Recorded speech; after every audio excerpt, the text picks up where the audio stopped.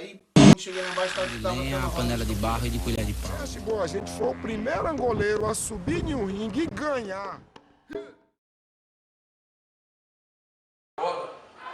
Tinha a Marca Alabama, que chegou para treinar comigo no ginásio de Acrópole também, em 1967, 68, mais tardar. Alabama, Roberto Amorim, aqui, deixa eu ver mais, Américo. A pessoa de capoeira, você sabe, minha turma no Acrópole não chegava a 15 alunos. Era 10, 12, quando tinha muito tinha 15, nas férias chegavam 15, 18. Já botei, um dia que eu botei 25 alunos na volta, ele ficou doido. Vamos ficar ricos assim, mas aquela alta atividade, o pessoal, o capoeira não tinha esse espaço todo para progredir. Então, sabe que depois que o mestre Lima foi para Goiânia, foi um negócio tão rápido, meu amigo.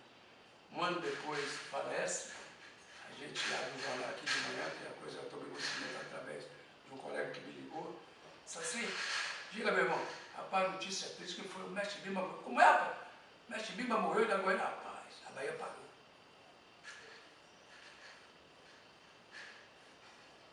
A Bahia parou e eu senti um choque muito grande mesmo. Porque o mestre Bimba era uma pessoa assim, meu amigo, que fazia parte da minha vida, da minha família.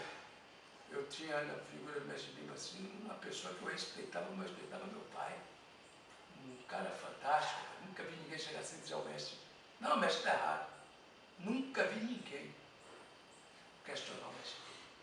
Então a morte do mestre Bimba foi uma surpresa muito ruim para a Bahia, entendeu? Nessa hora a gente vai ver que nós falhamos. Todos os seus alunos falharam, não salvo ninguém, porque nos faltou visão.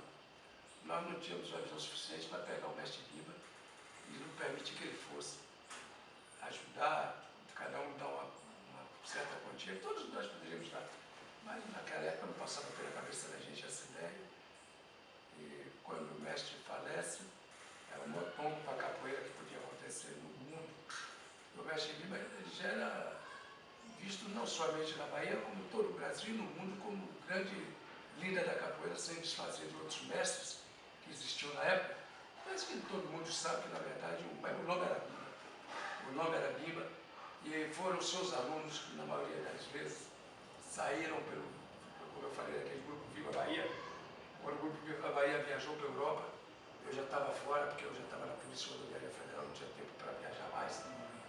E não fiquei impedido de ir, já tinha saído do grupo Viva Bahia, estava no grupo Urubu. E de repente, o que acontece?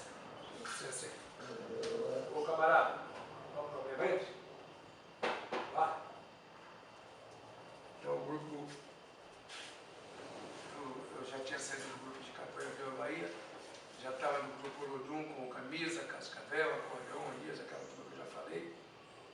E foi um tombo, foi um choque muito grande para toda a capoeira da Bahia, não só para a capoeira regional. O senhor continuou, aí a capoeira para o senhor ficou uma coisa mais esporádica, né?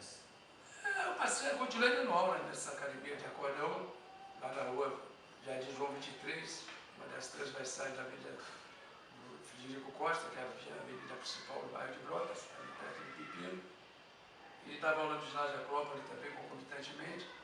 De repente, já lá para 75, com o falecimento do mestre, foi o Campeonato Brasileiro de Capoeira, que aconteceu lá em São Paulo, no ginásio de água, o tempo vai passando, só pega na troféu problema. E eu sei que sagrei campeão brasileiro de capoeira, categoria dos leves. O campeonato não era de nível baixo, porque o pessoal, naquele tempo foi Filhote de Onça, acordeão, Ezequiel, Bahia, Sabim e eu. Todo esporte tem algum ruim, né? Amaram a seleção, e, na verdade eram os melhores. Tinham aí nessa seleção dois nomes que eu não concordava, porque eles não eram os grandes capoeiristas da Bahia. Era Bezerra e Bahia. Você conheceu? Todos dois, claro. Você sabe do que eu estou falando. Ele não acompanhava o nível de acordeão, de Ezequiel, de Filhote de Onça, entendeu? E de Sagui. Saguinha, um neguinho que jogava capoeira lá de Mestre Viva. Eu não sabia desse campeonato. Quando eu vi no jornal, a equipe baiana vai defender o estado no Campeonato Brasileiro, treinando hoje na Associação Atlética da Bahia, na Barra. Eu digo, vou lá. Cheguei de noite, peguei meu carro, fui lá na Barra, vou tirar. Por que tem essa patotinha aí? Itapuã e Sena dos Comandantes. Que patotinha é essa cena mais Itapuã? Vocês armaram aí. E eu não vou por quê? Porque tem que ser. Não, se ela estiver aqui, meu irmão, eu vou lutar com o Bahia, vou bater. Vou lutar com Ezequiel, vou bater nele. Vou lutar com o Sabino, vou bater nele. E vou trocar com o Acordeão e com o Filhote de Onça e Outro Branco, porque é outra categoria. É os caras já de 90 quilos, mas eu vou brigar com qualquer um aí para ir no peso. Mas não é assim, não, meu irmão, já está. A delegação já está completa. Está completa, tá certo. Cheguei em casa, pegou o telefone. Naquele tempo não tinha celular, não.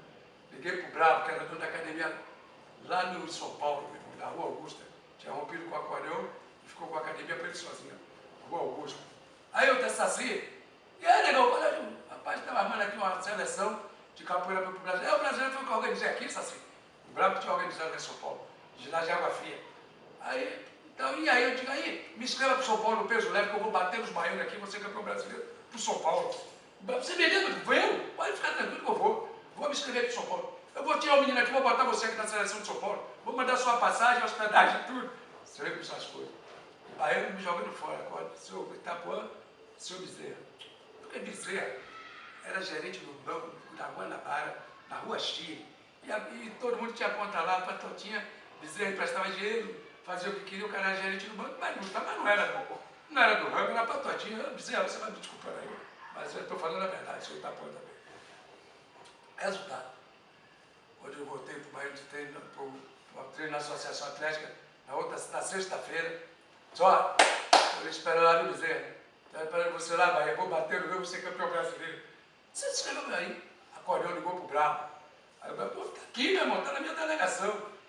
Aí tiraram o Saguinha e me botaram na Bahia. Eu não ia deixar de defender minha terra, para defender o São Paulo.